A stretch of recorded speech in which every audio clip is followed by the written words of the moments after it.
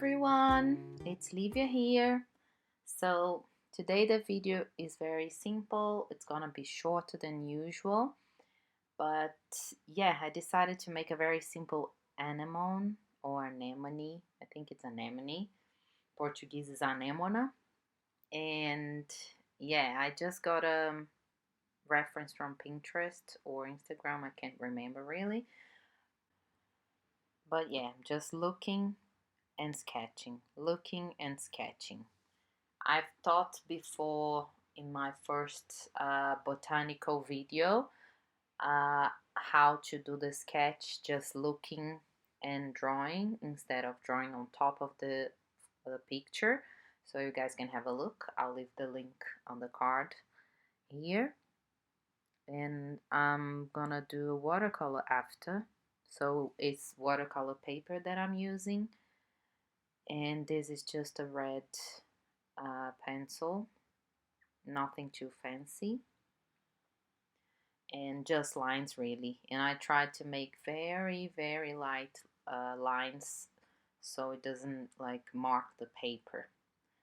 After that, I am just choosing the colors I'm gonna use based on the reference that I have, and this anemone is pink and purple.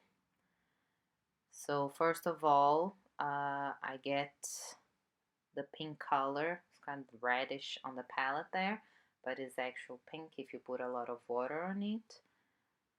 And I'm just putting a very straight layer of watercolor, nothing too crazy. And as you can see, I'm leaving a very tiny gap between the petals, and that will make a nice effect in the end, like a light and shadow thing. So you don't have to do a lot. This tiny gap between the petals makes a lot of difference already, and it's really cool that you can actually see it doesn't look all messed up in the end.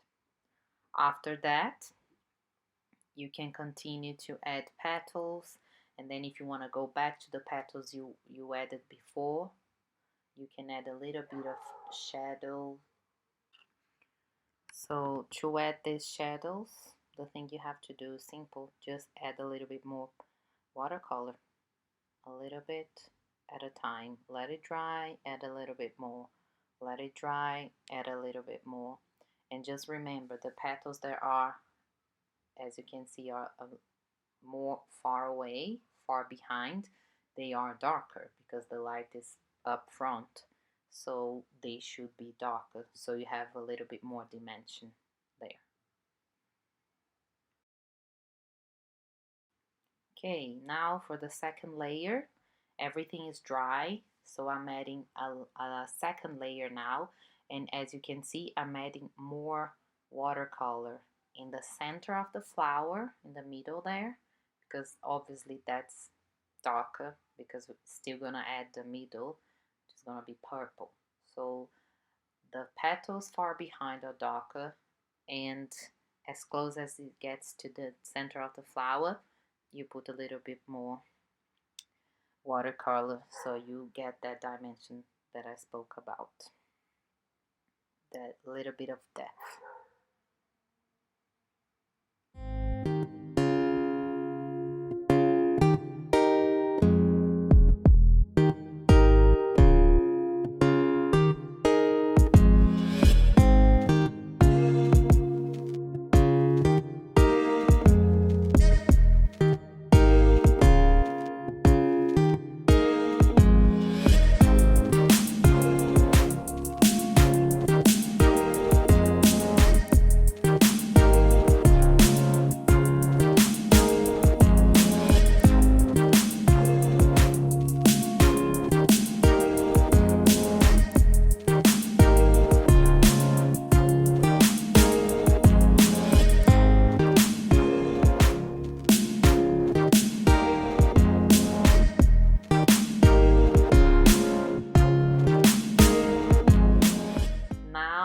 Everything is dry. It's important to be dry to do this effect. We are going to do the flower core, the middle.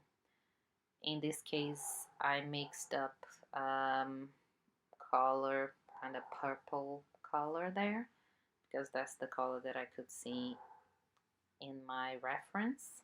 So I'm adding just the center, nothing too crazy, just a tiny ball of watercolor. And then I'm going back now to the petals with a very tiny brush, and I'm adding some lines the same way that I could see in my reference. If you see, most flowers have this kind of veins to it, so yeah, it gives a little bit more like realistic effect to it. I like it. This is optional. You can do more shading from here. You can go and use some coloring pencils if you like and do the same. It looks really cool as well. Or you could even work more with the watercolor in the whole flower again, all the petals, and add more and more to it.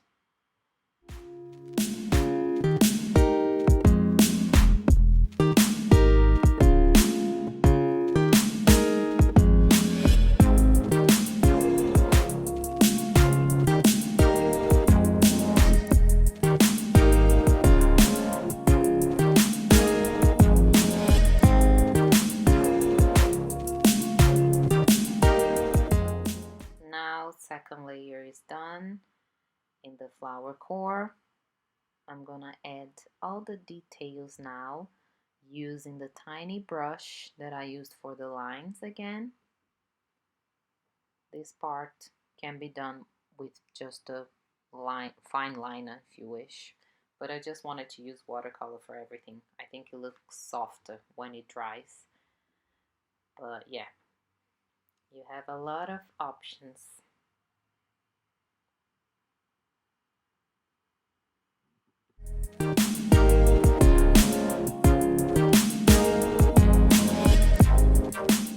After letting it dry, as you could see, I used like a black color.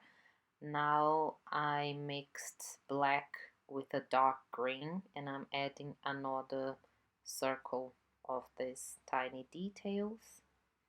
So it's more, not realistic, but the colors mix up a little bit, so I think it would look much nicer that way.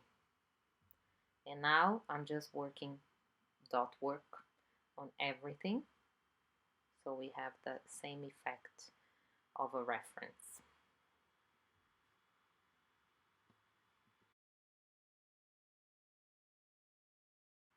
I could have stopped, but I thought it was too bland, not a lot of depth, so I decided to go back and put a little bit more shadow to the petals, and it's gonna look much nicer. Always remember that the watercolor, when it dries, it gets much lighter and gouache gets much darker. So watercolor, like as I can see, for me it's easier because then I just add more, and gouache is more like, ooh, I messed up. But anyway, just a tip here. But yeah, I decided to add a little bit more. As you can see, when I add it, it's super dark. When it dries out, it's just very, very soft. It looks really, really beautiful. Then you can keep adding watercolor. If you have nice paper, you can add layers forever, and it's gonna look really cool. You can go back and add more.